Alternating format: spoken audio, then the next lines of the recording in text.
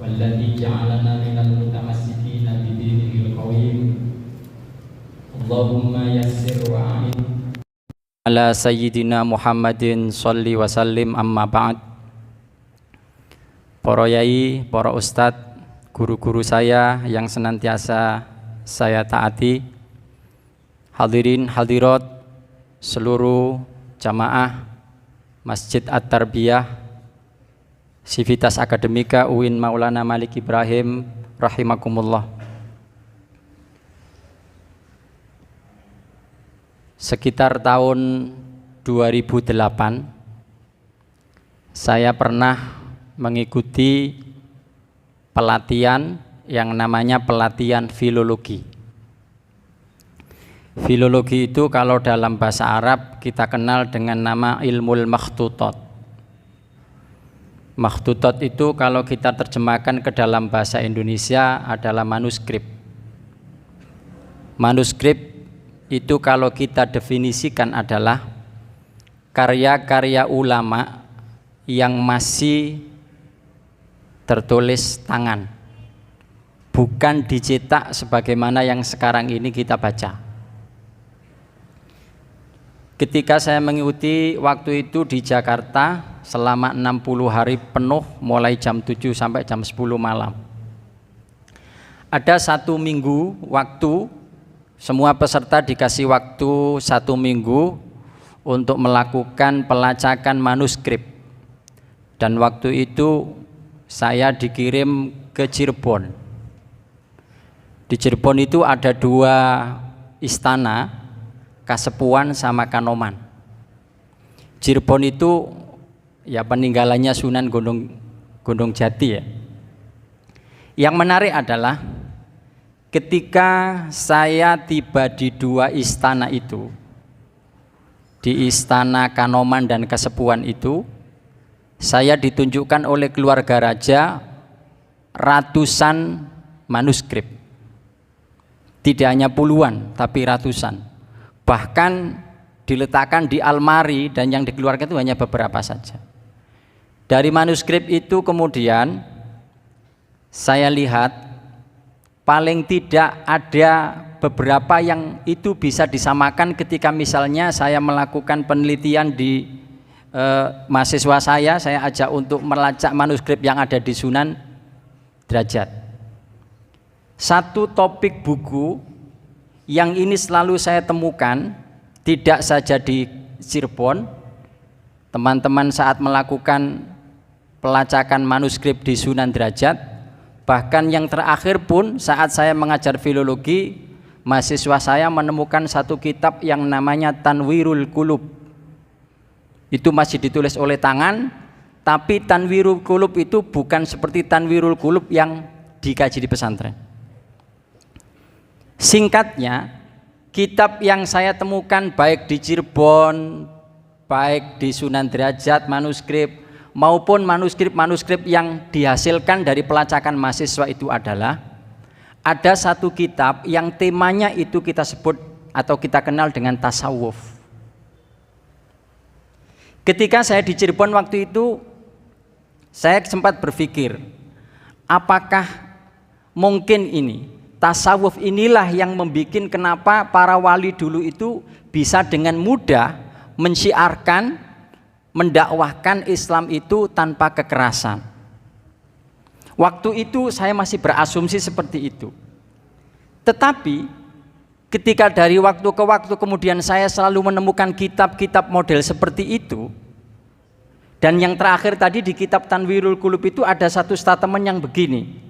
Man arafa nafsahu faqad arafa rabbahu. Siapa yang mengenal dirinya, maka dia akan mengenal Tuhannya. Wa man lam ya'rif nafsahu, siapa yang tidak mampu mengenal dirinya, lam ya'rif rabbahu, maka dia tidak akan bisa mengenal Tuhannya. Ini statement yang terakhir yang lebih dahsyat. Waman jahala rabbahu, siapa orang yang bodoh terhadap Tuhannya, faqad kafaro, maka orang ini adalah kafir. Tentunya saya memahami kafir di sini bukan kafir secara teologis. Seperti orang-orang yang mungkin cara berpikir yang ekstremis yang mengatakan kalau tidak sesuai dengan gua, lu berarti kafir. Tidak. Saya ingin mengatakan begini, bahwa nilai-nilai tasawuf inilah yang kemudian menjadi cara berpikir ulama-ulama dulu, bahkan Wali Songo untuk menyebarkan nilai-nilai keislaman. Saya tidak yakin seumpama Sunan Bonang, Sunan Kalijogo dan yang lain-lain dulu itu tidak memiliki cara berpikir nilai tasawuf di dalam memahami keagamaan, maka tentunya tidak akan dapat kita lihat seperti sekarang ini. Tentu sejarah itu akan dinarasikan di depan kita dan bisa kita baca bahwa para sunan-sunan dulu itu menyebarkan Islam itu dengan kekerasan. Di dalam kitab Tanwirul Qulub itu ada sanad. Sanadnya itu mulai dari Sunan Bonang, Sunan Gunung Jati, Sunan Giri, Sunan Derajat, kemudian Raden Rahmat, Maulana Malik Ibrahim, sampai yang lain. 9 sunan itu ada semua di situ. Setelah saya lacak dan saya pertemukan dengan teks-teks yang lain, hampir sama. Ada 2 kitab yang sama, isinya hanya 2 lembar. Kitabnya namanya Kitab Ma'rifatiddin. Itu isinya juga sama. Betapa pentingnya ketika kita beragama itu harus memegang teguh nilai-nilai tasawuf yang mungkin bagi anak sekarang kita kenal dengan akhlak tasawuf. Kenapa ini penting? Karena sebetulnya kita beragama itu tidak untuk menganggap diri kita paling benar, tetapi dengan kita beragama itu menjadikan kita semakin dewasa. Kita mentadaburi apa yang kita lakukan itu, lalu kemudian itu kita jalankan, sehingga kita ini tidak dengan mudah menyalahkan atau bahkan melabeli orang lain itu kafir.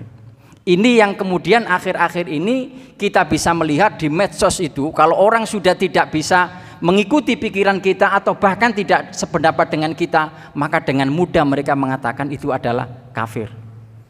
Nah, nilai-nilai tasawuf ini atau akhlak tasawuf ini setidaknya ini penting kita jadikan sebagai paradigma kita untuk membangun kita beragama Islam ini yang moderat. Ada 2 manuskrip ya. Manuskrip ini tadi saya sebutkan Kitab Ma'rifatiddin. Ini persis sama. Satu saya temukan ketika saya dihibahi 1 manuskrip dari keluarga saya yang ada di Makam Agung Tuban, itu judulnya Kitab Ma'rifatiddin, dan 1 lagi hasil dari searchingnya teman-teman mahasiswa yang ditemukan di daerah Pati, sama judulnya juga Kitab Ma'rifatiddin, hanya 2 lembar. Itu isinya adalah sama. Kalau Imam Al-Ghazali hanya mengatakan di dalam kitab Kimya'us Sa'adah, man arafa rabbahu faqad man arafa nafsahu faqad arafa rabbahu, dan ini di dalam kitab Tanwirul Qulub itu dijabarkan lagi sampai wa man jahala rabbahu faqad kafara. Nah, ini menurut saya warisan intelektual ya. Kalau dalam bahasanya anak pondok ini adalah aturos. Kalau dalam bahasanya yang lebih keren orang barat mengatakan heritage. Jadi heritage kita itu tidak hanya sekedar benda-benda fisik, mungkin bangunan atau macam-macam, itu tidak, tetapi kita ini memiliki heritage yang dalam bentuk karya literasi. Bahkan ketika saya berada di Cirebon waktu itu, saya menemukan di Istana Cirebon itu ada semacam keramik yang ukurannya sekitar 4 kali 4 cm-an, yang setiap keramik itu berisi gambar tentang masing-masing nabi. Satu yang menjadi perhatian saya waktu itu adalah ada 1 keramik yang isinya adalah Nabi Isa ya, atau yang kita kenal Yesus, itu di situ sedang di belakangnya ada tulisan salib. Saya tidak membayangkan kalau kemudian cara berpikir ekstrim kemudian melihat kayak gitu, itu pasti nanti akan dihancurkan. Oh, ini bid'ah dan macam-macam. Tetapi ini bisa kita saksikan kalau kita ke Cirebon. Saya percaya Sunan Gunung Jati, saya percaya semua sunan-sunan itu. Karena apa? Karena mereka telah terbukti menyebarkan Islam ini dengan penuh kedamaian. Dan 1 warisan intelektual yang mungkin sampai sekarang jarang kita temukan adalah buku-buku manuskrip tadi yang saya sebutkan, itu adalah manuskrip yang Mungkin hampir di antara kita tidak pernah membaca sama sekali. Ketika saya bandingkan antara kitab Martabat 7 manuskrip yang ditulis oleh Sunan Derajat, ketika kemudian saya hubungkan dengan 2 manuskrip kitab Ma'rifatiddin, ketika saya hubungkan lagi dengan kitab Adam Makna, ini menarik kan? Manuskrip itu judulnya adalah Kitab Adam Makna. Ini ditemukan oleh mahasiswa BSA di Kediri, daerahnya Keras. Mungkin Pak Saiful Mustafa tahu. Nah, kitab Adam Makna ini isinya juga terkait bagaimana kita menjadi orang yang Islam itu, orang beragama Islam itu menata hati kita sehingga spektrum pemikiran kita itu betul-betul tidak radikal, tidak ekstremis. Hati itu kemudian menjadi pintu bagi kita untuk betul-betul mengenali Allah, untuk betul-betul memahami bahwa ad-dinul Islam itu adalah Allah Subhanahu wa ta'ala. Memang bagi saya yang membaca kitab-kitab itu tidak harus mengikuti cara-cara atau lelaku atau apa, lelakunya orang-orang tasawuf, misalnya harus begini harus begitu. Tetapi paling tidak pada tataran nilai tasawuf itu adalah penting bagi kita untuk membangun keberagamaan kita sehingga keberagamaan kita itu betul-betul menjadi maslahat. Tidak kemudian sekedar berbeda, apalagi podo-podo Islami, sama-sama Islam, kemudian cara berpikirnya yang ini begitu, jadinya tuduh menuduh tidak. Akhirnya kita mungkin cukup mengenal satu makalah. Ya. Makalah ini kalau kita baca seringkali itu dinisbatkan kepada Imam Malik. Tetapi menurut beberapa ulama ini juga masih diragukan, karena di dalam kitab Al-Muwatta'nya Imam Malik juga tidak melakukan seperti itu. Ada satu statement begini, man tafaqqaha walam yatasawwaf faqad tafassaqo. Siapa yang hanya memahami agama saja, pandai ilmu halal haram, tahu hukum fikih, tetapi kalau cara beragama seperti itu tidak didandasi dengan tasawuf, nilai-nilai tasawuf, faqad tafassaqo, maka orang yang seperti ini adalah fasik. Waman tasawwafa, lalu siapa yang orang itu hanya perspektif tasawuf saja, amal ibadah nggak begitu penting, yang penting qanaah, yang penting zuhud, macam-macam gitu aja.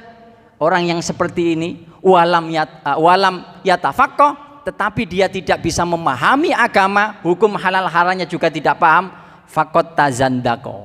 Orang yang seperti ini adalah menyimpang. Tazandaqo itu dari kata zindik. Zindik itu aslinya dari bahasa Suriah, Zandavesta. Ini adalah tradisinya orang Majusi. Jadi kalau ada orang tafakoh saja, dia hanya memahami halal, dia hanya pengennya tasawuf saja, pokoknya aku ikhlas, tetapi sholatnya nggak kemudian ditata bagaimana yang benar, cara wudhunya nggak ditata, maka orang yang seperti ini juga tidak benar. Tetapi tingkatan yang paling tinggi adalah waman jama'a bainahuma, lalu barang siapa yang mampu mengintegrasikan fikihnya oke, pemahaman agamanya oke, tapi nilai-nilai tasawuf juga digabungkan menjadi satu, faqad tahaqqaqa, maka orang yang seperti ini masuk dalam kategori hakikat yang sesungguhnya. Mungkin kita penting untuk membaca dan merenungkan kitabnya Imam Al-Ghazali, Kimya'us Sa'adah. Ya. Buku ini menurut saya adalah buku handbook yang bisa kita jadikan oleh siapapun, baik yang kaya, yang miskin, yang bodoh, yang pinter, untuk menjadikan keberagamaan kita ini betul-betul bisa merealisasikan dan mewujudkan kebahagiaan. Karena tujuan dari kita beragama tidak lain adalah bagaimana kita ini mewujudkan kebahagiaan untuk kita sendiri minimal, dan kemudian untuk orang-orang di sekeliling kita, sehingga ketika kita beragama tidak kemudian melahirkan ketakutan pada orang-orang yang lain. Wallahul muwaffiq ila aqwamit thoriq. Wassalamualaikum warahmatullahi wabarakatuh.